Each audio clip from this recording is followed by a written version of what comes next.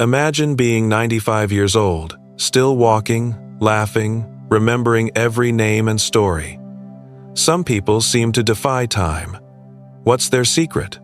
Scientists have studied those who live past 100, and surprisingly, it isn't about rare genes or strict diets. It comes down to one daily habit that predicts who thrives in old age, while others don't. And here's the twist. Chances are, you're either already doing it or ignoring it without realizing how much it costs you. Stick with me, because once you hear this, you may look at your own life in a completely different way. Why longevity seems random. Have you ever wondered why some people seem to outlive everyone around them, almost like they've cracked a secret code? You've probably seen it yourself. One person spends a lifetime smoking, drinking, and eating whatever they want, yet they're still sharp and walking around at 90. Meanwhile, another person does everything right. They exercise, eat salads, take vitamins, and they're gone by 70. It feels completely unfair, almost like life is just a roll of the dice. For decades, that's exactly what scientists thought.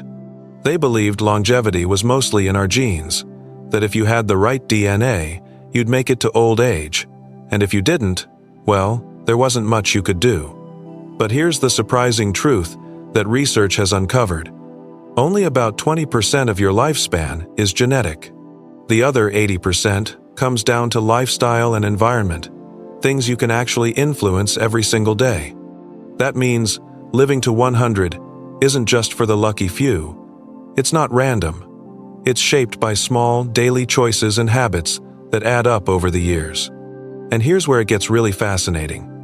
When scientists studied the oldest populations in the world, they noticed one particular habit showing up over and over again. It wasn't strict dieting. It wasn't hours at the gym. It was something far more ordinary, yet far more powerful. And once you hear what it is, you might realize you've been overlooking it in your own life. The habit revealed. So, what is this mysterious habit that keeps showing up in the lives of people who reach 100? It's not what most of us expect. It's not jogging 5 miles a day, not giving up sugar forever, not even taking the latest supplement that promises miracles. The habit is surprisingly simple: staying socially connected. Researchers who studied the so-called blue zones, places like Okinawa in Japan, Sardinia in Italy, and Nicoya in Costa Rica, found that the world's longest-living people don't just eat and exercise differently. They spend their days surrounded by friends, family, and community. Meals are shared. Neighbors check in on one another. Conversations flow naturally, every single day. On the flip side, loneliness has turned out to be one of the biggest hidden killers of our time. In fact, being socially isolated increases your risk of early death by about 26%. That's nearly the same as smoking 15 cigarettes a day.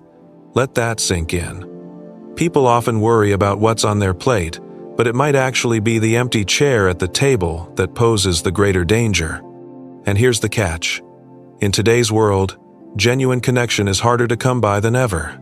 Technology tricks us into feeling connected, but a like or a short text message doesn't feed your brain the way real human interaction does. So yes, exercise, diet, and sleep matter, but without this one habit, your chances of living a long, vibrant life shrink dramatically. Why most people fail? Now, if staying connected is so powerful, why doesn't everyone do it? Why aren't we all living to 100? The problem is simple. The modern world is designed to isolate us. Families are scattered across cities and countries.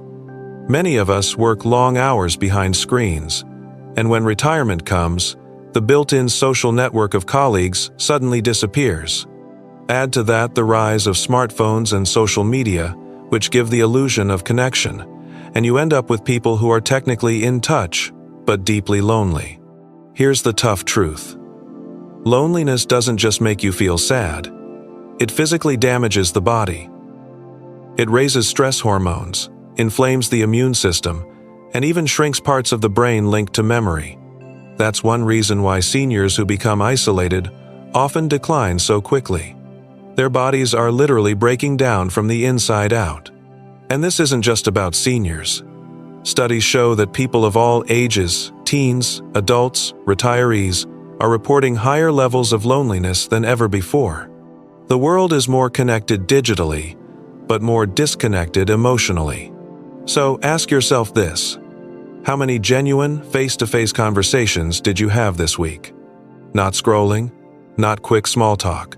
Real conversations where you felt heard.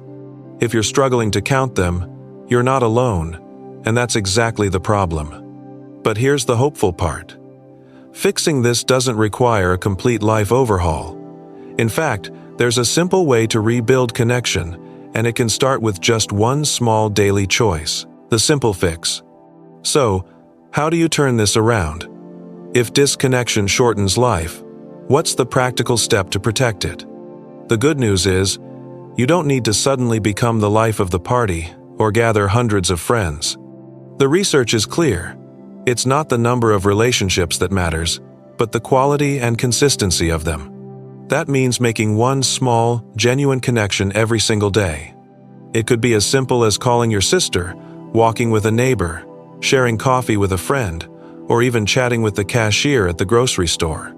What matters is that it's real, it's regular, and it gives you that feeling of belonging. Why does it work? Because every time you connect with another person in a meaningful way, your brain releases chemicals like oxytocin and serotonin. These don't just boost your mood, they protect your heart, reduce inflammation, lower blood pressure, and strengthen your memory. In other words, a 10-minute conversation can do more for your health than a bottle of vitamins. And here's the exciting part: it's never too late to start. Even people who spend years isolated can rebuild their social health and see dramatic benefits. You don't need a perfect plan, you just need to begin. So the next time you're debating whether to reach out or stay silent, remember, your future self, decades from now, may literally thank you for choosing connection. So, now you know, the one habit that predicts who lives to 100 isn't some mysterious gene or a rigid diet plan. It's the simple act of staying connected. People who make connection a daily priority don't just add years to their life, they add life to their years. They laugh more, remember more, recover faster from illness, and carry a sense of purpose that makes every day worth living. But here's the challenge. Knowing isn't enough. The real difference happens when you turn this knowledge into action. That means asking yourself, who will I connect with today? It doesn't have to be dramatic. A phone call, a walk, a shared meal, it all counts. Over time, these small habits weave a safety net around your health, protecting you in ways no pill or supplement ever could. If this opened your eyes, don't just click away and forget it. Make a decision right now.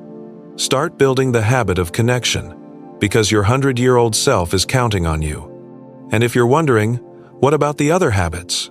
Doesn't exercise, diet, or sleep matter too? The answer is yes.